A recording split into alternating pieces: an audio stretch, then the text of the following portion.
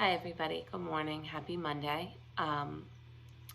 This is not about the Hunger Games unit, and I know that I said that was going to be the last thing that we really talk about, but um, if we were in school, we would absolutely be talking about the events that have taken place across our country over the past week or so.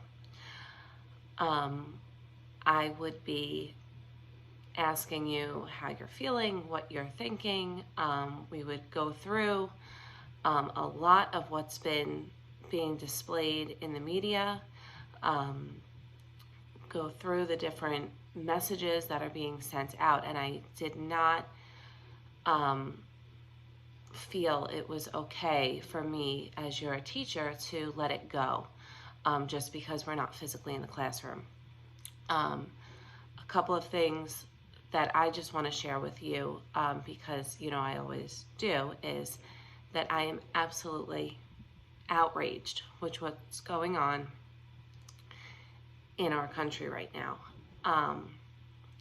Obviously, the images of George Floyd and him calling out and everything else is it's so inhumane. And I try as your teacher to get you to be humane, to see that everybody is a person and deserves your respect, right? We talk from day one in school about having mutual respect. If I'm showing you respect, you should be showing me respect.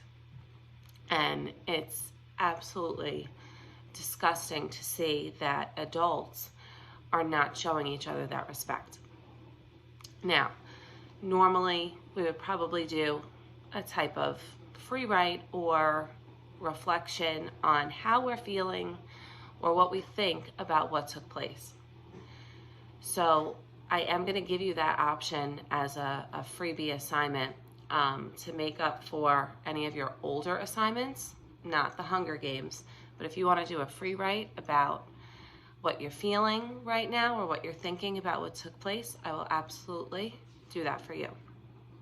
The other thing we would talk about is this idea of protesting. I am a huge supporter of protest. I think it's one of the only forms of, real action we can take while staying within the lines of the law. And there really are a lot of peaceful protests going on around the country right now. Flint, Michigan, the police, the sheriff joined their lines. He spoke out to them and asked them, what can I do? How can we help? We agree with you. And they said, join us, and he did. In California, a squad detective got separated and an angry mob was about to come after him, and a band of men blocked them and saved his life. The problem keeps coming in when you have those small groups of, whether I call them extreme because I don't know a better term, when they take it to the level of this violence where they're injuring other innocent people, right? This is where a big debate comes into effect, which is what's kind of taking over the news right now. Yes, peaceful protests are a huge way to get people's attention, get people to listen. But when you have those small pockets of people that are becoming destructive, that takes away from the message a lot of people are sending. Now, it does send a different message, right? It sends, people are saying that it sends a message of anger and being fed up and that hostility that has been kind of growing inside of them. But the problem that we have is when people get destructive and start breaking the law, Now, instead of you getting law enforcement on your side to join in unity the way Flint, Michigan did, the way Camden, New Jersey did, now they have to arrest those people, and you get a lot of innocent people in that mix. So,